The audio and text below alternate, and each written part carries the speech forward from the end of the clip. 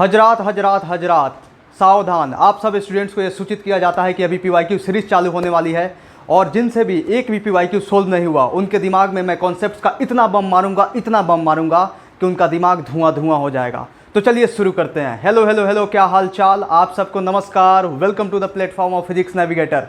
कैसे हैं आप लोग, कैसी चल रही है आप लोगों की पढ़ाई? मैं उम्मीद करता हूं कि आप सब ठीक होंगे और आपकी पढ़ाई बहुत अच्छी चल रही होगी। तो चलिए शुरू करते हैं आज का क्लास, आज का पीवाईक्यू सीरीज का क्लास, आज का वेक्टर का लास्ट क्लास, जहां पे बहुत मजा आने वाला है। तो कुर्सी का पेटी बांध लीजिए, तैयार हो जाइए, रेडी हो जाइए। तो चलिए देखिए इन क्वेश्चंस को फटाफट। ये 2 क्वेश्चंस दिए हुए हैं आपके बोर्ड पे, इन क्वेश्चंस को आपको जल्दी सोल्व करना है। 2 मिनट मिलेगा, ठीक है ना। आपको सवाल सोल्व करने का मैं अप्रोच बता देता हूँ। बहुत पीवाईक्यूज में जितने भी पीवाईक्यूज लाए हैं ना, बहुत आसान है, ठीक है ना। सवाल सोल्व करने का अप्रोच आप समझिए। पहले क्या करना है, आपको बहुत सावधानी से सवाल को पढ़ना है, रीड द क्वेश्चन केयरफुली। उसके बाद आपको देखना है कि क्वेश्चन में दिया क्या गया है, उसके बाद पूछा क्या गया है। समझ में आ रहा है, मतलब दिया क्या गया है और पूछा क्या गया है। What is given and what is asking, उसके बीच में रिलेशन देखिए आप। उसके बाद आप कॉन्सेप्ट सोचिए कि कौन सा कॉन्सेप्ट लगेगा उन दोनों के बीच में। समझ में आ रहा ना। उसके बाद फॉर्मूला आएगा आपके दिमाग में, फटाक से क्वेश्चन सोल्व हो जाएगा, ठीक है। ऐसे सोचिएगा तो हर एक क्वेश्चन सोल्व होगा, ठीक है। चलिए, तो सवाल का सोल्व करने का स्टेप यही होना चाहिए। जल्दी जल्दी फटाफट कीजिए। 2 क्वेश्चन है आपके लिए, 2 क्वेश्चन के लिए 2 मिनट से ज़्यादा आपको नहीं मिलेगा, ठीक है। ये पीवाईक्यू है और बहुत आसान पीवाईक्यू है। देखिए जल्दी जल्दी चलिए।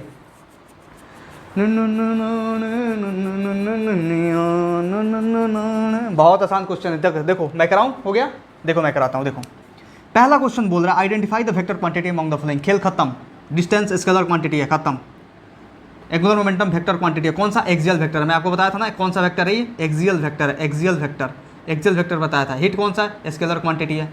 एनर्जी कौन सा है? Scalar quantity. मतलब जितना भी ये सब डायरेक्शन तो होता नहीं है, बस मैग्नीट्यूड होता है, ठीक है ना। तो अपना आंसर कौन सा हो जाएगा? B number.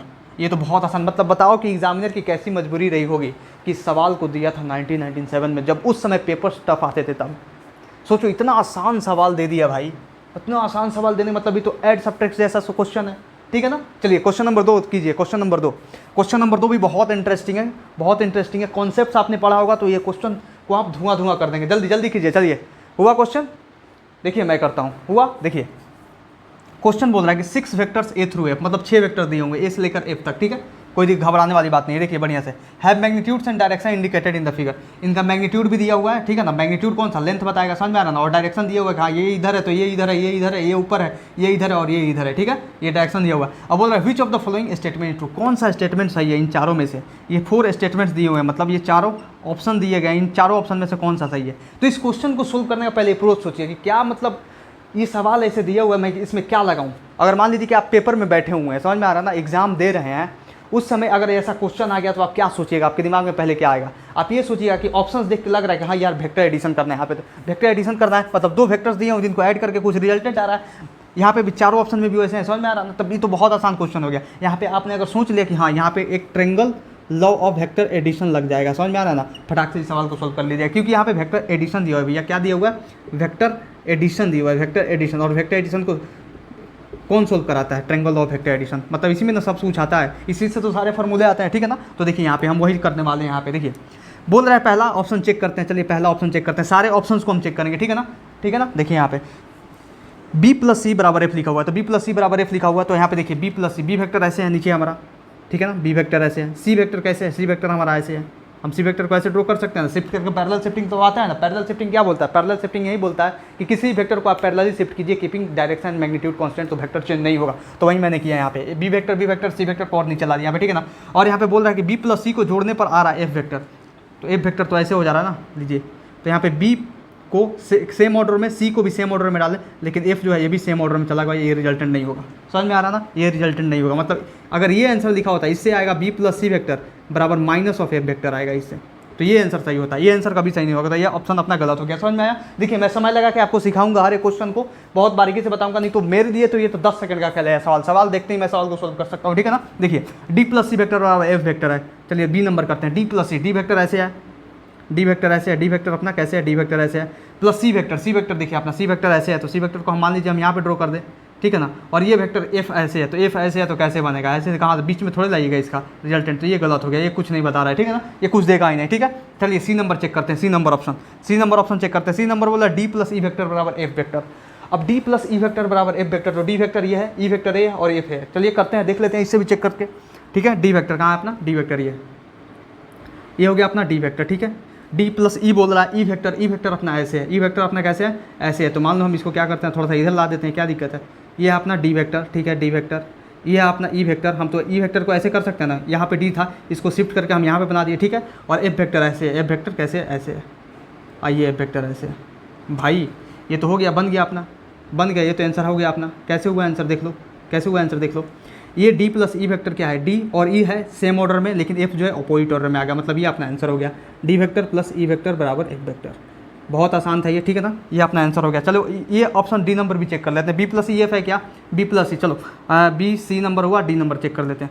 बी प्लस ई बराबर है, बी कहाँ पे, बी यहाँ पे, सी वेक्टर किधर है, सी वेक्टर अपना यहाँ पे है, सी वेक्टर यहाँ पे है, और एफ भाई वही क्वेश्चन है क्या, बी प्लस ई है ना, सॉरी बी प्लस ई है, ई कहाँ पे है, ई ऐसे है, तो ऐसे तो होगा नहीं, ऐसे तो होगा नहीं, ये गलत हो गया। बी प्लस ई बराबर है, ये तो सेम ऑर्डर में आ गया यहाँ पे, ठीक है ना, ये गलत हो गया। आया समझ में आपको, आया समझ में, बहुत अच्छे से कराया, ठीक है ना, समय लेके कराया। चलिए नोट कीजिए जल्दी फटाफट। Now moving towards the next question. देखिए नेक्स्ट क्वेश्चन आपके सामने है, जल्दी फटाफट 2 मिनट लीजिए और जल्दी फटाफट सोल्व कीजिए, जल्दी फास्ट सोल्व कीजिए। हुआ सोल्व, पॉज करके सोल्व कीजिए, हुआ सोल्व। देखिए मैं करता हूँ सोल्यूशन, हो गया ना। देखिए सोल्यूशन देखिए, पहला क्वेश्चन नंबर 3 का जो सोल्यूशन है बहुत आसान है। ऐसा क्वेश्चन मैंने आपको क्लास नोट्स में कराया हुआ है, ठीक है ना, क्लास नोट्स में भी कराया हुआ है, SWS सीरीज भी लिया था तब भी शायद कराया था, ठीक है ना। देखिए यहाँ पे बहुत आसान क्वेश्चन है, बोल रहा है कि if unit vector represented by 0.5 I cap minus 0.8 J cap plus 6 K cap then value of C is. भैया सी का वैल्यू पूछ रहा है, आप सी मत बन जाइएगा, ठीक है ना। बहुत आसान क्वेश्चन है, बहुत आसान क्वेश्चन है। मैं गारंटी कहता हूँ कि ये सवाल जो है ना हर किसी से बना होगा, बहुत आसान क्वेश्चन है। देखिए आपका वेक्टर क्या दिया हुआ है, मान लीजिए कि कोई वेक्टर दिया हुआ अपना, क्या दिया हुआ है, 0.5 I cap minus 0.8 J cap plus सी के कैप, ठीक है ना। बहुत आसान सवाल है, देखिए समझ में आ रहा ना। अब पूछ रहा है कि सी का वैल्यू बताओ, इसमें यूनिट वेक्टर है भैया, ये कौन सा वेक्टर है, कौन सा वेक्टर है, ये यूनिट वेक्टर है। और कोई भी वेक्टर जब यूनिट वेक्टर होता है तो उसका मैग्नीट्यूड कितना होता है, फटाफट बताओ, उसका मैग्नीट्यूड कितना होता है, 1 होता है। तो इसका मैग्नीट्यूड 1 की इक्वल कर दो, सीधी सी बात है। तो इसका मैग्नीट्यूड आप निकालोगे कैसे, इसका मैग्नीट्यूड आप ऐसे निकालोगे, 0.5 का स्क्वायर प्लस माइनस 0.8 का स्क्वायर प्लस यहाँ पे कितना सी, तो सी का स्क्वायर हो जाएगा, ठीक है ना। इसका मैग्नीट्यूड इक्वल हो जाएगा 1 के, ठीक है। तो ये स्क्वायर रूट हटा, यहाँ पे गया तो स्क्वायर बन जाएगा, तो ये हो जाएगा 0.25 प्लस हो जाएगा 0.64, ये हो जाएगा plus C square equal to 1।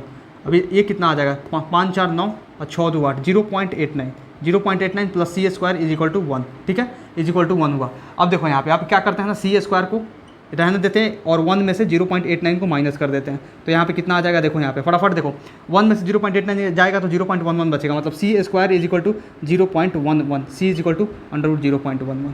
ये आंसर आया। कौन सा ऑप्शन है अपना, फटाक से मैच करो बी नंबर। किससे नहीं बना ये सवाल, अगर जिससे नहीं बना होगा तो समझ लो तुम्हारा दिमाग में है ना, तुम्हारे दिमाग में गोबर कचरा सब कुछ भर गया है। बहुत आसान सवाल था, समझ में आ रहा ना, क्योंकि यूनिट वेक्टर के बारे में अगर नहीं जानोगे तो क्या जानोगे, ठीक है। चलिए नेक्स्ट देखिए, नेक्स्ट क्वेश्चन बहुत ज़्यादा आसान सवाल है। ये क्वेश्चन तो आपको बस पढ़ते और आंसर फटाफट से मारते, मतलब 1 सेकंड में आंसर आना चाहिए इस सवाल का, पढ़ने के बाद 1 सेकंड से ज़्यादा समय नहीं लगना चाहिए। देखिए if A plus B vector का मैग्नीट्यूड बराबर A vector A plus B, मतलब ये यहाँ पे बोल रहा है कि रिजल्टेंट जो है ना, रिजल्टेंट वेक्टर एडिशन का रिजल्टेंट, इसका मतलब क्या है, वेक्टर एडिशन है, समझ में आ रहा है। इसका मतलब है वेक्टर एडिशन, वेक्टर एडिशन, और वेक्टर एडिशन का रिजल्टेंट जो है ना ए प्लस बी दिया हुआ है, ए प्लस बी, सीधी सी बात है, क्योंकि ए इसका मतलब हुआ कि मैग्नीट्यूड है और ये भी मैग्नीट्यूड है, मतलब ए है और ये बी है, समझ में आ रहा है ना। ए प्लस बी दिया हुआ, ये कब होता था, कब होता था, कब होता था, कब होता था, बताओ बताओ कब होता था, ऐसे कब होता था, ऐसे कब होता था, ऐसे कब आता था, समझ में आ रहा है ना, ऐसे कब आता था, ऐसे मैंने आपको बताया था ना, ऐसे कब आता था। सेम डायरेक्शन में दोनों वेक्टर्स कब आते थे, सेम डायरेक्शन में, ये ए वेक्टर था, ये बी वेक्टर था, दोनों जोड़ के जब रिजल्टेंट आता था कब आता था, जब दोनों सेम डायरेक्शन में होते थे, मतलब 0 डिग्री पे होते थे, समझ में आ रहा है ना, 0 डिग्री पे होते थे। तो इसका आंसर कितना होगा, 0 डिग्री। टेबल याद है, टेबल याद है तो फटाक से हो जाएगा, समझ में आ रहा है ना, 0 डिग्री आंसर होगा। अगर आपको नहीं समझ में आ रहा है अभी भी तो निकाल दीजिए, सीधी सी बात है, करके निकाल दीजिए, आ जाएगा। क्या करना है आपको, ये करना है, फॉर्मूला लगाइए, सीधी सी बात है, under root A square plus B square plus 2ab cos theta, 2ab cos theta. और यहाँ पे आप क्या कीजिए, यहाँ पे आप रखिए ए प्लस बी, रिजल्टेंट के जहाँ पे रखिए यहाँ पे ए प्लस बी, आपका आंसर आएगा ए प्लस बी रखिए और इसको सोल्व कर दीजिए, under root A square plus B square plus 2ab cos theta. यहाँ से सोल्व कीजिएगा तो थीटा जो है ना, थीटा बराबर 0 डिग्री आएगा, गारंटी कहता हूँ। चलिए, लेकिन आप ये करने के लिए नहीं बैठे हैं, समझ में आ रहा है। अगर ये करने के लिए आप बैठे होते तो मैं पढ़ाना ही, समझ लीजिए कि मैं अगर ऐसा सोल्व आपको कराऊँ तो समझ लीजिए कि मैं क्रिमिनल हूँ। I am not a teacher, I am a criminal if I am going to solve you like this. This is not a good method to solve, understood, this is not a good method to solve if you are preparing for the NEET exam especially, understood, this is the best method to solve this question, ठीक है। चलिए note कीजिए जल्दी फटाफट। Now solve this question, in question को जल्दी फटाफट solve कीजिए, जल्दी 2 मिनट का समय दे रहा हूँ, ठीक है। जल्दी पहले आप ये बताइए कि ये दोनों क्वेश्चन पढ़ के ये दोनों क्वेश्चन सेम है या डिफरेंट है, आप बताइए ये दोनों क्वेश्चन सेम है कि डिफरेंट है। जल्दी फटाफट पढ़िए, रीड कीजिए जल्दी। सेम है कि डिफरेंट है भैया, सेम है कि डिफरेंट है, बताओ जल्दी, सेम है कि डिफरेंट है। आप जब दोनों क्वेश्चन को पढ़िएगा, अगर आप अच्छे से पढ़े होंगे तो आपको पता चलेगा जो ऊपर लिखा हुआ है ना वो भी नीचे लिखा हुआ है। बताइए कि ये क्वेश्चन जो है, ये क्वेश्चन जो ऊपर वाला है, क्वेश्चन बोल रहा है कि if the magnitude of sum of two vector is equal to the magnitude of difference of two vector the angle between this vectors. और ये क्वेश्चन क्या बोल रहा है कि the vectors A and B are such that magnitude of resultant of vector addition बराबर magnitude of resultant of vector subtraction the angle between the two vector is, मतलब same बोल रहा है, sum of vector is equal to magnitude of difference vector. अब बताइए ये question जो है, पहला क्वेश्चन ये नीट 2016 में पूछा गया था, जब पहली बार नीट हुआ था 2016 में, मतलब फर्स्ट 2 बार हुआ था उस समय नीट, समझ में आ रहा है ना। तो 2016 में पूछा गया था ये क्वेश्चन। और ये जो क्वेश्चन है नेक्स्ट, मतलब इस पैटर्न में, मतलब इस तरीके से आंसर सेम है दोनों का, ठीक है ना, सवाल भी सेम है। ये क्वेश्चन 3 बार पूछा गया था। बताइए कि इतना हलवा सवाल है ये जो मैं कराया हूँ ना, ये क्वेश्चन आपको कॉपी में कराया हूँ, अपने क्लास नोट्स का क्वेश्चन है APYQ, और ये 3 बार पूछ दिया गया। एक पर तो 2006 में पूछा गया, एक 1996 में और एक 1991 में, और इसको 2016 में पूछा गया। मतलब यही क्वेश्चन, सेम क्वेश्चन, ये 4 बार क्वेश्चन आया है, 4 बार क्वेश्चन आया। इसका आंसर क्या होता था जब भी ये ऐसा कंडीशन बनता था, ऐसा कंडीशन आपको क्या बताया था कि विदाउट एनी एक्सेप्शन, 2 बार बताया था कि बिना एक्सेप्शन का कब वेक्टर एडिशन का रिजल्टेंट और वेक्टर सब्ट्रैक्शन का रिजल्टेंट सेम होता है, कब होता है 90 डिग्री पे होता है, जब थीटा बराबर 90 डिग्री होता है तब भी होता है। समझ में आ रहा ना, करके देख लीजिए, आंसर आएगा आपको। लगाइए r = a² + b² + 2ab cos θ, फटाफट आंसर आएगा, ठीक है ना।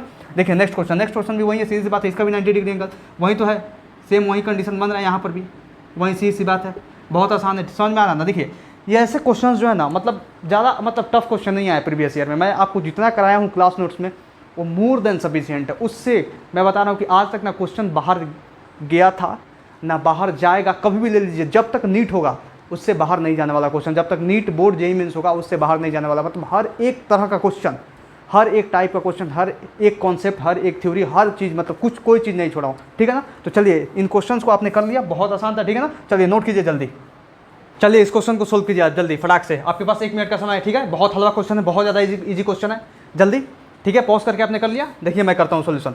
क्वेश्चन बोल रहा है कि the magnitude of vectors A B and C are 3, 4 and 5 units respectively if a + b vector बराबर c vector the angle between a and b is.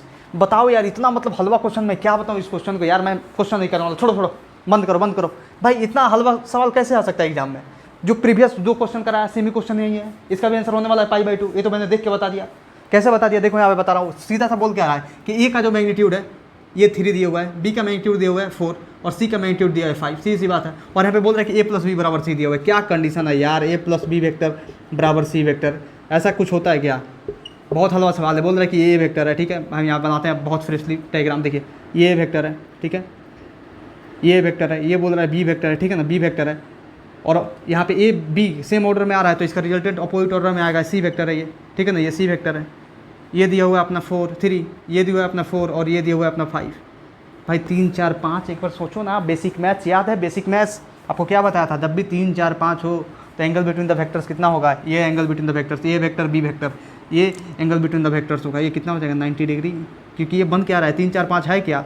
3, 4, 5 है क्या? ये है पाइथागोरियन ट्रिपलेट, पाइथागोरियन ट्रिपलेट।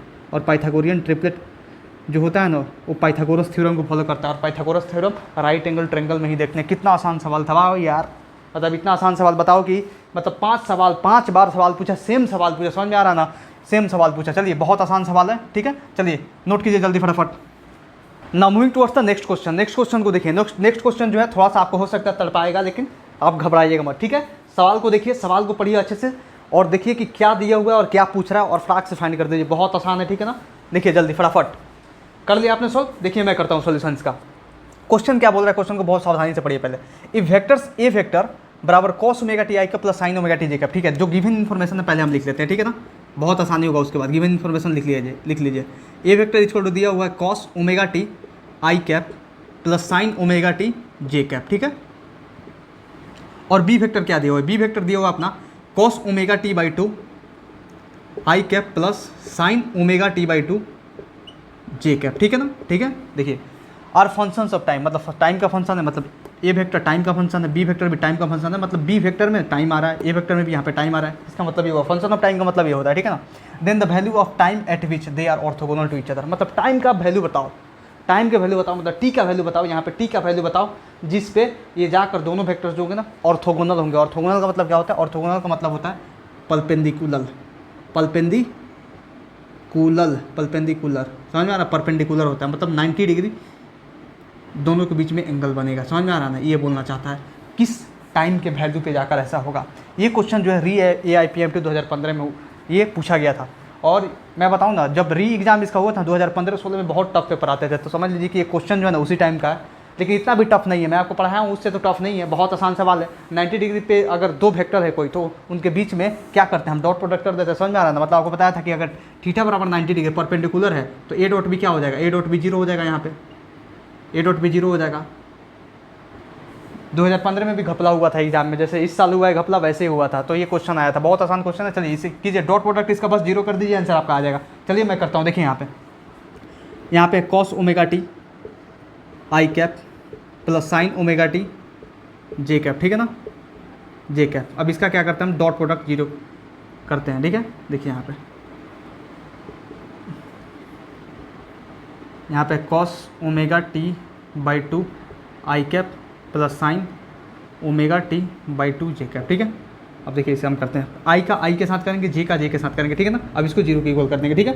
देखिए यहाँ पे कॉस ओमेगा टी और cos omega T by 2 कितना होता है? ये हो जाएगा cos omega T into cos omega T by 2, ठीक है। कोई दिक्कत नहीं ना। देखिए यहाँ पे आई का आई के साथ हुआ, अब जे का जे के साथ प्लस है तो प्लस प्लस प्लस प्लस हुआ, साइन ओमेगा टी और साइन ओमेगा टी बाई 2, मतलब sine omega T into sine omega T by 2 is equal to क्या हो जाएगा? 0 हो जाएगा। अब देखिए अब यहाँ पे आ क्या रहा है, अब आपको यहाँ पे थोड़ा सोचना पड़ेगा। आप सोचिए यहाँ पे क्या कीजिएगा आप, तो आंसर आपका आएगा, मतलब टी का वैल्यू आएगा। टी का वैल्यू पूछ रहा है, टी का वैल्यू। अब टी का वैल्यू निकालने के लिए यहाँ पे क्या कीजिएगा? ये दिया cos omega T into cos omega T by 2 plus sine omega T into sine omega T by 2 equal to 0। आप याद कीजिए अपना बेसिक मैथ्स। यहाँ पे कुछ आइडेंटिटी समझ में आ रहा है? ये क्या लिखा हुआ है? बेसिक मैथ्स में आपको एक फार्मूला कराया था। फार्मूला क्या था? फार्मूला ये था बेसिक मैथ्स का कि एक फार्मूला हुआ करता था कॉस ए माइनस बी का। कॉस ए माइनस बी का क्या फार्मूला होता था? कॉस ए माइनस बी का फार्मूला होता था cos A cos B plus sign A sine B. याद है? ध्यान है? याद है ना? नहीं याद है ना?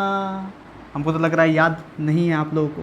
देखिए मैं एक बता देता हूँ, ये फार्मूला होता है कॉस ए माइनस बी का, समझ में आ रहा है ना? अब देखिए यहाँ पे वहीं सीधा उसी टर्म में बैठा हुआ है, ये लिखा हुआ है cos A cos B plus sign A sine B, cos A cos B plus sign A sine B, मतलब इसको हम लिख सकते हैं cos omega T minus omega T by 2। इसमें कोई शक उस फार्मूले के अनुसार? देख लीजिए एक बार और सोच लीजिए, ठीक है ना, कोई शक नहीं। देखिए अब यहाँ पे करता हूँ मैं, अब cos omega T minus omega T by 2 मतलब कॉस ओमेगा टी बाई 2, ठीक है ना। ओमेगा टी में से ओमेगा टी बाई 2 हो जाएगा तो ओमेगा टी बाई 2 बचेगा बराबर 0। अब ये कहाँ कितना क्या होने वाला है? ये होने वाला है कॉस 90 के इक्वल होना चाहिए, क्योंकि कॉस 90 का वैल्यू 0 होता है, ठीक है ना। ऐसा अब ओमेगा टी बाई 2 90 के इक्वल हो जाएगा, तो ओमेगा टी बाई 2 जो है ना 90 के इक्वल लिखिए या पाई बाई 2 के इक्वल लिखिए, बात तो सेम है, क्योंकि 90 को पाई बाई 2 बोला जाता है, ठीक है ना। अब देखिए अब यहाँ से हम आंसर निकालने का, टाइम का वैल्यू निकालना, तो ये से ये गया, टाइम का आंसर कितना गया? Pi by 2। ऑप्शन है कि नहीं भाई? ऐसा देख लिया जाए, मार दिया जाए कि छोड़ दिया जाए? देख लिया जाए, ऑप्शन नंबर डी मैच कर गया। क्वेश्चन देखिए, क्वेश्चन आप देखिएगा तो यहाँ पे एग्जामिनर कहाँ फंसाना चाहता था। 2015 में सवाल हार्ड आया था, टफ आया था क्वेश्चन, लेकिन एग्जामिनर कहाँ फंसा रहा था? एग्जामिनर तो आपका नॉलेज एक बार चेक किया यहाँ पे कि अगर दो वेक्टर परपेंडिकुलर होता है तो उसका डॉट प्रोडक्ट 0 होता है यहाँ पे, और अगर वहाँ पे भी अगर आप नहीं फंसे तो फंसाना चाहा आपका यहाँ पे आकर, लेकिन यहाँ पे भी अगर आप ओवरऑल नॉलेज बहुत बढ़िया से बेसिक मैथ इस पढ़े होंगे तो आप सवाल का जो है ना परखच्चा उड़ा दीजिएगा। इसलिए मैं बोलता हूँ कि बेसिक मैथ्स और वेक्टर्स और यूनिट एंड डायमेंशन, समझ में आ रहा है ना, एक ऐसा चैप्टर है ना जो मतलब कमाल कर देता है हर एक चैप्टर में, समझ में आ रहा है ना। तो नोट कीजिए इसे जल्दी फटाफट। Now moving towards the next question देखिए, नेक्स्ट क्वेश्चन आपके बोर्ड पे है, फटाफट इसे सोल्व कीजिए। 1 मिनट का समय मिल रहा है आपको, जल्दी पॉज कीजिए, सोल्व कीजिए। देखिए मैं इसका सोल्यूशन करता हूँ, कर लिया आपने ना? देखिए क्वेश्चन बोल रहा है a particle moving with velocity v is acted by 3 forces shown by that vector triangle PQR। PQR एक वेक्टर ट्रायंगल है, यहाँ पे 3 फोर्सेस एक्ट कर रहे हैं, एक PQ फोर्स एक्ट कर रहा है, एक QR फोर्स एक्ट कर रहा है और एक RP फोर्स एक्ट कर रहा है, ठीक है ना। The velocity of the particle will, यहाँ पे 4 ऑप्शन दिए हुए हैं कि velocity of the particle increase करेगा इन फोर्सेस के चलते, कि डिक्रीज करेगा, कि कॉन्स्टेंट रहेगा, कि चेंज होगा according to the smallest force QR। अब यहाँ पे सोचिए आप यहाँ पे क्या कॉन्सेप्ट लगाइएगा। ये क्वेश्चन जो है ना नीट 19 का क्वेश्चन है, 2019 का क्वेश्चन है, नीट 2019 का क्वेश्चन है। ये क्वेश्चन जो है ना 99% ऑफ द स्टूडेंट्स लेफ्ट करके आए थे उस समय, समझ में आ रहा है, लेफ्ट करके आए थे। और उसी साल नलिन खंडेलवाल टॉप किया था इस एग्जाम में 701 नंबर के साथ, समझ में आ रहा है ना, 701 नंबर के साथ। बहुत सारे स्टूडेंट्स ने इस क्वेश्चन को छोड़ा था, बस इसलिए छोड़ा था कि वो मतलब पकड़ ही नहीं पाए कि सवाल क्या है, समझ में आ रहा ना, सवाल क्या है बढ़िया से। अब देखिए इस सवाल को समझने का सबसे बेस्ट तरीका बता रहा हूँ कि इस डायग्राम को जो है ना आप एनालाइज कीजिए, इस डायग्राम को एनालाइज कीजिए, आंसर मिलेगा, ठीक है। इसमें जो है मैं आपको बता दूं कि इसमें न्यूटन्स लॉज ऑफ मोशन का एक थोड़ा सा ट्विस्ट ऐड होने वाला है, न्यूटन्स लॉज ऑफ मोशन का, लॉज ऑफ मोशन का, ठीक है। और इसमें ऐसा ट्विस्ट है ना जो आप क्लास 9th में पढ़ चुके हैं, 9th में पढ़ चुका है इसका ट्विस्ट, समझ में आ रहा है ना, Newton's first law of motion 9th में पढ़ा है ना। देखिए उससे ये सवाल मैं कराता हूँ कैसे। ये क्वेश्चन जो है बोल रहा है कि पहले भी वेलोसिटी से ऑब्जेक्ट मूव कर रहा था, अब यहाँ पे 3 फोर्सेस लग गया, पी क्यू, क्यू आर और आर पी। तो वेलोसिटी क्या होगा, वेलोसिटी इंक्रीज करेगा, डिक्रीज करेगा कि चेंज होगा, समझ में आ रहा है, मतलब कैसा होगा वेलोसिटी, इसका क्या होने वाला है वेलोसिटी। तो अब देखिए यहाँ पे इस डायग्राम को एनालाइज कीजिएगा तो आपको पता चलेगा कि ये जो पी क्यू है, क्यू आर है, ये आर पी है, P Q Q R R P, P Q Q R R P, P Q Q R R P, ये सेम ऑर्डर में है, सेम ऑर्डर में है, मतलब एक क्लोज लूप बना रहा है। यहाँ पे कोई रिजल्टेंट पता ही नहीं चलेगा आपको, P Q Q R R P, P Q Q R R P, खुचुक खचाक खुचुक, खुचुक खचाक खुचुक, खुचुक खचाक खुचुक, मतलब यहाँ पे एक क्लोज लूप बन रहा है। यहाँ पे क्या किएगा, यहाँ पे एक क्लोज लूप बन रहा है, और जब भी क्लोज लूप बनता है आपको क्या बताया था, क्लोज लूप का जो रिजल्टेंट होता है वो जीरो होता है। मतलब यहाँ पे नेट फोर्स, नेट रिजल्टेंट, मतलब यहाँ पे फोर्स का बात कर रहा है तो नेट फोर्स बोलेंगे, यहाँ पे नेट फोर्स भैया क्या है, जीरो है। ये आपको फील आया नेट फोर्स कैसे जीरो है, क्योंकि यहाँ पे एक क्लोज लूप बन रहा है। और आपको बताया नोट्स में लिखा है कि जब भी क्लोज लूप बने, जब भी सारे वेक्टर सेम ऑर्डर में हो, समझ में आ रहा है ना, वहाँ पे नेट फोर्स जीरो होने वाला। जब पॉलीगॉन लॉ ऑफ वेक्टर पढ़ाया था इंपॉर्टेंट पॉइंट्स में आपको ये बात बताया था, समझ में आ रहा ना। तो देखिए इसका सॉल्यूशन आप ऐसे कीजिए कि नेट फोर्स जीरो है, भी वेलोसिटी से पहले से चल रहा था और नेट फोर्स जीरो है, तो Newton's first law of motion क्या बोलता है, Newton's first law of motion बोलता है कि an object at rest will remain at rest and an object in motion will remain in motion until and unless it is acted upon by an external force. समझ में आया आपको, मतलब कोई object अगर रेस्ट में है तो वो रेस्ट में ही रहेगा, कोई ऑब्जेक्ट अगर मोशन में है तो मोशन में ही रहेगा। कब तक, जब तक उस पर कोई एक्सटर्नल नेट फोर्स नहीं लग जाए। समझ में आ रहा ना, समझ में आ रहा ना। तो यहाँ पे एक्सटर्नल नेट फोर्स कितना है, जीरो है। एक्सटर्नल नेट फोर्स कितना है, जीरो है। तो ऑब्जेक्ट भी वेलोसिटी से चल रहा था, भी वेलोसिटी से चलेगा और भी वेलोसिटी से चलता रहेगा। समझ में आया ना, समझ में आया। मतलब इसकी वेलोसिटी जो थी भी थी वो भी ही रह जाएगी, मतलब रिमेन्स कॉन्स्टेंट, इसका आंसर होगा। चलिए नोट कीजिए जल्दी फटाफट। Now moving towards the next question. Next question देखिए जल्दी फटाफट इसे सोल्व कीजिए, इसका सोल्यूशन जल्दी दीजिए आप, क्या होगा होने वाला है इसका आंसर। कर लिया आपने, देखिए मैं इसका सोल्यूशन करता हूँ। इसका सोल्यूशन कैसे होगा, ये पूछ रहा है इसमें एरिया ऑफ पैरेललोग्राम बताना है आपको। दो साइड्स ऑफ द पैरेललोग्राम दिए हुए हैं यहाँ पे ये और ये, आपको एरिया ऑफ पैरेललोग्राम बताना है। तो आपको मैं क्या लिखाया था इसका फार्मूला, आपको ये बताया था फार्मूला कि एरिया पैरेललोग्राम क्या होता है। एरिया ऑफ पैरेललोग्राम ये होता है अपना magnitude of A cross B, मतलब जो साइड्स दिए हुए ना उसका मैग्नीट्यूड अगर हम निकाल देंगे तो एरिया पैरेललोग्राम आ जाएगा, ठीक है ना। एरिया ऑफ ट्रायंगल क्या था, एरिया ऑफ ट्रायंगल था अपना, area of triangle 1/2 into A cross B, मतलब दो साइड्स दिए हुए हैं, ए क्रॉस ए और बी दिए हुए हैं, उसको हाफ से अगर क्या कर दें मल्टीप्लाई कर दें तो अपना वो आ जाएगा एरिया ऑफ ट्रायंगल, ठीक है। देखिए अब यहाँ पे इसका सोल्यूशन कैसे कीजिएगा, इसका सोल्यूशन सीधी सी बात है, पैरेललोग्राम का एरिया पूछा है तो लगाइए फॉर्मूला, निकालिए आंसर। इससे आसान कौन सा सवाल आ सकता है, नीट 2021 का सवाल है ये, ठीक है ना।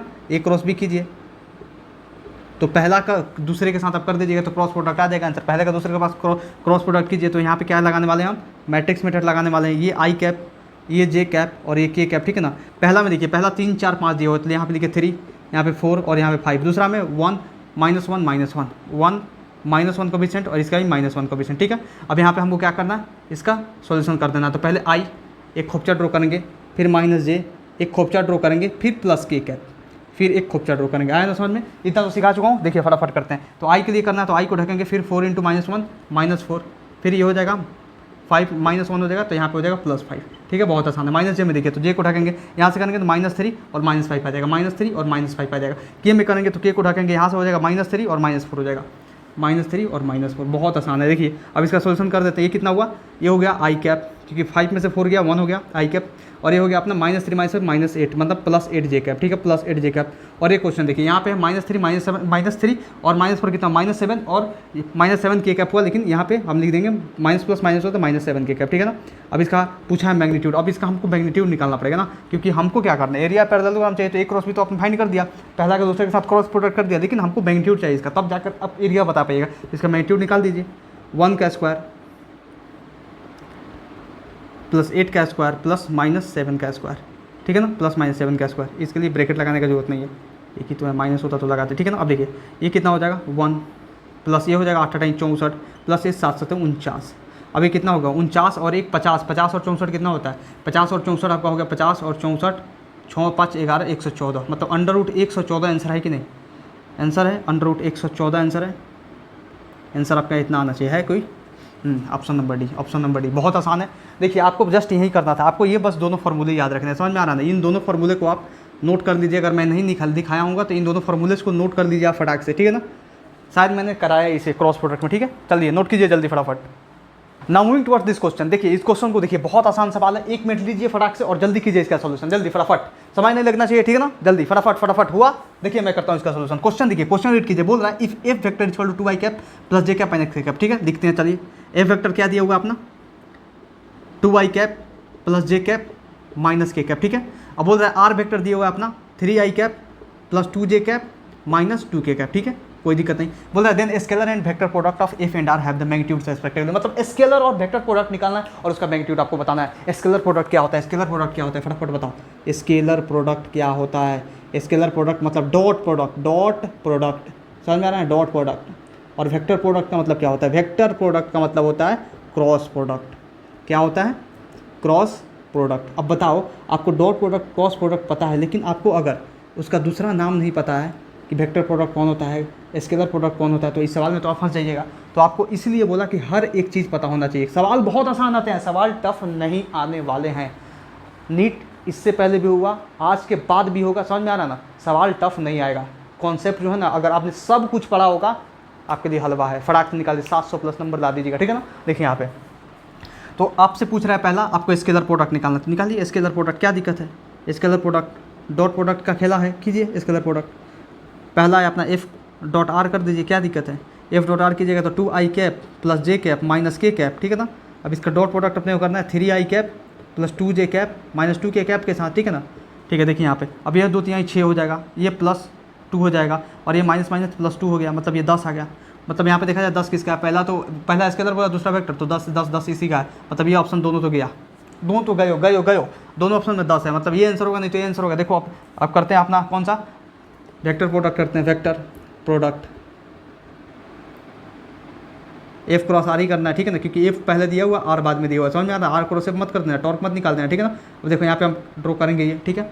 अब यहाँ पे आई जे के लिखेंगे, आई कैप जे कैप के कैप, ठीक है। अब पहला देखिए, पहला एफ में है 2 1 -1 2 1 -1 2 हो गया, -2 हो गया, 1 है ना, 1 और ये हो गया -1, ठीक है। अब देखिए दूसरे में कितना है, दूसरे में अपना 3 2 -2 3 2 -2 3 2 -2, कोई गड़बड़ नहीं होना चाहिए। चलिए अब देखिए, अब इसका सॉल्यूशन बहुत आराम से हमको करना पड़ेगा, बहुत बढ़िया से, देखिए कोई गलती नहीं होनी चाहिए, ठीक है ना। अब देखिए यहाँ पे हम करते हैं इसका सॉल्यूशन। आई कैप लिखिए, खोपचा ड्रॉ कीजिए, माइनस जे कैप लिखिए, खोपचा ड्रॉ कीजिए, प्लस के कैप लिखिए, खोपचा ड्रॉ कीजिए, ठीक है ना। ठीक है, देखिए यहाँ पे अब आई के लिए हम इसको ढकेंगे, ये हो जाएगा -2 और ये हो जाएगा -2, लेकिन -2 ये हो जाएगा +2, कोई दिक्कत नहीं, क्योंकि ये -2 हुआ, ये -2 ऐसे किए तो ये +2 हो जाएगा, क्योंकि -2 हुआ पहले से माइनस है, ठीक है। अब इसको कीजिए 2 दूना 4, यहाँ पे हो जाएगा 2 दूना 4 -4 प्लस 3, ठीक है। अब इसको कीजिए, इसको कीजिए, अब यहाँ पे इसको ढके, ये हो जाएगा 2 दूना 4 और 3 एकम 3, मतलब 4 - 3, कोई दिक्कत नहीं। अब देखिए यहाँ पे हो गया ये तो 0, ये तो कट के हो गया 0, तो इसका तो कोई अस्तित्व बचा ही नहीं, ठीक है ना। ये हो गया 4 और 3, तो ये हो गया -1 और ये हो गया +1 जे कैप, प्लस जे कैप हो गया, प्लस जे कैप हो गया, ठीक है। अब यहाँ पे देखिए के कैप है 4 - 3, अब यार प्लस के कैप हो गया यार, मतलब जे कैप प्लस के कैप आया, जे कैप प्लस के कैप का मैग्नीट्यूड अगर आप फाइंड करने चलते हैं तो ये √2 से कम नहीं आने वाला, क्योंकि 1 का स्क्वायर प्लस 1 का स्क्वायर आ गया √2। तो अपना आंसर कौन सा आना चाहिए, एक 10 आना चाहिए और एक √2 आना चाहिए, ये वाला आंसर होगा सी नंबर। कितना आसान था, बहुत ज़्यादा आसान था, लेकिन ये क्वेश्चन जो है ना, यहाँ पे आपको घुमा दिया, यहाँ पे स्केलर और वेक्टर प्रोडक्ट लिख के, अगर आपको डॉट प्रोडक्ट और क्रॉस प्रोडक्ट का दूसरा नाम नहीं पता हो तो ये सवाल नहीं कर सकते आप। चलिए नोट कीजिए जल्दी फटाफट, बहुत आसान सवाल था, ठीक है, जल्दी। Now moving towards the next question को सोल्व कीजिए। जेईई मेंस 2019 जनवरी का क्वेश्चन है, जब जनवरी में पेपर हुआ था 2019 में, तब का ये पेपर है, ठीक है। जल्दी फटाफट कीजिए इस क्वेश्चन को, जल्दी, बहुत आसान सवाल है, ठीक है, जल्दी कीजिए, जल्दी। चलिए आपको 2-3 मिनट का समय देता हूँ, ठीक है ना, क्योंकि ये जेईई मेंस का क्वेश्चन है, 2-3 मिनट इसमें लगना चाहिए, ठीक है। नीट में ऐसा क्वेश्चन नहीं आएगा, और नीट में क्वेश्चन ऐसा इसलिए नहीं है क्योंकि इसका कैलकुलेशन जो है बहुत ज़्यादा है इसमें, ठीक है, बहुत ज़्यादा आपको कैलकुलेट करके आंसर लाना पड़ेगा, इसीलिए, ठीक है। जल्दी आप 2-3 मिनट लेना चाहते हैं तो ले लीजिए, लेकिन इस सवाल को सोल्व कीजिए जल्दी। हुआ सोल्व। देखिए मैं करता हूँ इसका सोल्यूशन। क्वेश्चन को बहुत आराम से पढ़िए, बहुत आसान सवाल है, ठीक है ना। बस एक फॉर्मूला लगेगा, क्वेश्चन सोल्व हो जाएगा, लेकिन कैलकुलेशन थोड़ा ज़्यादा है। Two forces P and Q F magnitude 2f and 3f, मतलब पी का मैग्नीट्यूड 2f है और क्यू का मैग्नीट्यूड कितना है 3f है, ठीक है। चलिए कैपिटल क्यू है ना भाई, स्मॉल क्यू लिख रहा है तुम, चल। Respectively are at angle theta, मतलब एंगल बिटवीन द वेक्टर्स कितना है थीटा विथ ईच अदर, ठीक है। If the vectors Q is double, ठीक है, क्यू को डबल कर दिया जाए। चलिए मान लीजिए कि क्यू को 2q कर देते हैं, मतलब इसका मैग्नीट्यूड भी डबल हो जाएगा। मतलब ये क्यू कितना हो जाएगा 2q हो जाएगा, तो इसका मैग्नीट्यूड कितना हो जाएगा, इसका डबल हो जाएगा, मतलब 6f हो जाएगा। समझ में आया ना, मतलब इसको हम क्यू डैश लिख सकते हैं ना, क्यू डैश, क्योंकि क्यू को डबल कर दिया गया, मतलब डबल कर दिया गया, मतलब उसका मैग्नीट्यूड ज़्यादा हो जाएगा। समझ में आ रहा है ना, मैग्नीट्यूड ज़्यादा हो जाएगा, ठीक है। Then their resultant also get double, मतलब इसका जो रिजल्टेंट आ रहा था ना, रिजल्टेंट, इसका रिजल्टेंट 2r हो जाएगा, ठीक है ना, इस r से 2r हो जाएगा, ठीक है। चलिए also get double, then the angle is, तो एंगल क्या होगा, एंगल थीटा का वैल्यू क्या होगा, चलिए निकालते हैं। तो पहला का रिजल्टेंट फाइंड कर देते हैं। रिजल्टेंट फाइंड करेंगे, पहले क्वेश्चन देखिए, क्वेश्चन आपने पढ़ा बहुत अच्छे से, उसके बाद अप्रोच कैसा होना चाहिए। अप्रोच देखिए यहाँ पे, अप्रोच ऐसा होना चाहिए कि पहले क्या करते हैं ना, पहला ये 2 वेक्टर दिया हुआ था, इसका हम रिजल्टेंट फाइंड करेंगे। उसके बाद हम क्या करेंगे ना, ये बोल रहा है कि रिजल्टेंट डबल हुआ, तो डबल हुआ तो हुआ कितना, रिजल्टेंट पता चलेगा। उसके बाद हम क्या करेंगे, दूसरे के लिए लगा देंगे ट्रायंगल ऑफ वेक्टर एडिशन का फॉर्मूला, ठीक है ना। देखिए यहाँ पे क्या करते हैं, पहला के लिए लगाते हैं, पहला के लिए लगाएं तो क्या होगा, रिजल्टेंट बराबर under root P square plus Q square plus 2 P Q R cos theta हो जाएगा, ठीक है। चलिए लिखते हैं P square plus Q square plus 2 P Q cos theta, R कहाँ से, ठीक है ना, कॉस थीटा हुआ। तो आर का आर लिखें यहाँ पे, पी स्क्वायर देखिए, पी स्क्वायर मतलब 2f square plus Q square मतलब 3f स्क्वायर, ठीक है, plus 2 into 2f into 3f cos theta, क्योंकि यहाँ पे कोई एंगल का तो बात हुआ नहीं है, क्योंकि बस थीटा दिया हुआ एंगल, ठीक है। तो चलिए इसको हम लिख दिए पहला, ऐसा आ गया अपना, ठीक है। अब देखिए नेक्स्ट लिखते हैं, इसको मान लीजिए ये, इसको रहने दीजिए, अभी रहने दीजिए, इसको बाद में छेड़छाड़ करेंगे, ठीक है ना। देखिए यहाँ पे अब दूसरा देखिए, दूसरा बोल रहा है, दूसरा का रिजल्टेंट मतलब आर डैश कितना होगा 2r हो गया, तो इसको करते हैं पहले। देखिए ये कितना हो जाएगा अपना, ये हो जाएगा अपना P square plus Q dash का स्क्वायर, क्योंकि ये डबल हो गया, ठीक है ना, इसलिए क्यू डैश लिख रहा हूँ, इसलिए यहाँ पे 2p Q dash cos theta होगा, ठीक है, कॉस थीटा होगा। एंगल का चर्चा नहीं किया, एंगल को छेड़ा नहीं है, ठीक है ना, दूसरे में भी बदला है, तो बस क्यू को बदला और रिजल्टेंट को बदला है, ठीक है। तो आर डैश कितना होगा 2r, क्योंकि बोल रहा है कि रिजल्टेंट बाद में 2r हो गया, क्यू को जब 6 से पाप किया गया है, लेकिन पहले से इस पी को छेड़ा नहीं है दूसरे में, ठीक है ना। तो पी का वैल्यू उतना ही रहेगा जितना पहले था, 2f था, 2f रहेगा, ठीक है। तो इसको लिख देंगे 2f का स्क्वायर प्लस इसको लिख देंगे 6f हो गया ना, क्योंकि डबल हो गया है, तो 6f का square plus 2 into 2f into 6f cos theta, ठीक है, कॉस थीटा। अब ये दो अपना आया, ये दो आया, एक ये आया और एक ये आया, समझ में आ रहा है ना, एक ये आया, ठीक है, एक ये आया, ठीक है, दूसरा ये आया। अब इसमें क्या कर रहे हैं, हमको छेड़खानी करना। अब छेड़खानी करने के लिए हम क्या कर सकते हैं, अब क्या करते हैं ना, इसका स्क्वायर इधर कर देते हैं, इसको इक्वेशन 1 मत मानिए, इसको आर स्क्वायर कर देते हैं, ठीक है, आर स्क्वायर ये हो जाएगा 2f स्क्वायर, मतलब इसको लिखिए 4f स्क्वायर प्लस ये 3f स्क्वायर मतलब 9f स्क्वायर प्लस 2 दूना 4 3 12 f स्क्वायर कॉस थीटा। क्या दिक्कत है, 2 दूना 4 3 12 f स्क्वायर कॉस थीटा, ये हो गया अपना इक्वेशन 1, ठीक है ना। अब इसको इधर लाइए, ये हो जाएगा 4r square is equal to 4f square plus 36 f square plus 2 दूना 4 6 24 24 f स्क्वायर, 2 दूना 4 6 24 f स्क्वायर कॉस थीटा, ठीक है। ये हो गया अपना इक्वेशन दूसरा, ठीक है। अब इसमें क्या करें कि अपने को थीटा का एंगल, थीटा का वैल्यू मिल जाए। अब क्या करना पड़ेगा सोचिए, अब यहाँ पे क्या कर सकते हैं ना, आप इसको डिवाइड कीजिएगा तो ये कटेगा कि नहीं कटेगा। आप इसको एडिशन कर सकते हैं क्या, एडिशन कर सकते हैं क्या, एडिशन कर सकते हैं तो कटेगा कि नहीं। देखिए एडिशन से भी नहीं, आप क्या करते हैं ना, आर स्क्वायर का वैल्यू पूरा डाल देते हैं इसमें, ठीक है ना, आर स्क्वायर का जो वैल्यू है यहाँ इसमें डाल देते हैं, आंसर आ जाएगा, ठीक है। देखिए थोड़ा सा लंबा कैलकुलेशन होगा लेकिन चलेगा, ठीक है। देखिए यहाँ तक आया ना आपको समझ में। देखिए मैं क्या करता हूँ, आर स्क्वायर का वैल्यू डालता हूँ, तो यहाँ पे लिख दे रहा हूँ आर स्क्वायर का वैल्यू, यहाँ समझ लीजिए, क्योंकि मैं नहीं लिखूँगा कि putting the value of equation 1 in equation 2, ऐसे लिखूँगा तो चलते रह जाएगा काम, ठीक है ना, क्योंकि स्पेस नहीं है। तो आर स्क्वायर का वैल्यू डालते हैं यहाँ पे, लिखिए 4 और यहाँ पे आर स्क्वायर का वैल्यू डालिएगा, मतलब 4f square plus 9f square, 4f square plus 9f square, ठीक है, plus 12f square cos theta plus 12f square cos theta, ठीक है। अब इक्वल टू हो जाएगा 4f square plus 36f square plus 24f square cos theta, ठीक है, cos theta. अब देखिए यहाँ पे करते हैं सॉल्यूशन इसका, कॉस थीटा का वैल्यू इसके सॉल्यूशन करने से आएगा। अब यहाँ पे करते हैं हम, क्या कर सकते हैं, हाँ यहाँ से क्या करते हैं, 4 से अभी सब कटा सकते हैं, 4 से इन सबको कटा सकते हैं। यहाँ पे हम कॉमन ले सकते हैं, देखिए यहाँ पे 4 कॉमन है ना, तो यहाँ पे हुआ अपना 4f square plus 9f square plus 12f square cos theta. अब यहाँ पे क्या करते हैं हम 4 कॉमन ले लेते हैं, तो ये जगह f स्क्वायर प्लस एक और काम कर सकते हैं भाई, 4f स्क्वायर ही तो कॉमन ले सकते हैं पूरा, 4f स्क्वायर तो कॉमन ले सकते हैं, 4 इधर से f स्क्वायर भी तो कॉमन आ जाएगा, तो यहाँ पर हो जाएगा 4 प्लस 9 प्लस 12 कॉस थीटा, यहाँ 4f² अगर कॉमन ले लिए तो यहाँ पे आ जाएगा 1 + 30, यहाँ पे हो जाएगा 4f² दिए ना तो यहाँ पे आ जाएगा 4 ये हो जाएगा 4, ये हो जाएगा 9 × 36 9 प्लस यहाँ आ जाएगा 4 × 6 = 24 6 cos थीटा। बहुत आसान हो गया, ये 4f² से 4f² गया, ठीक है। यहाँ पे 9 और 4 13 प्लस 12 cos थीटा बराबर ये होगा 9 1 10 प्लस 6 cos थीटा, ठीक है ना।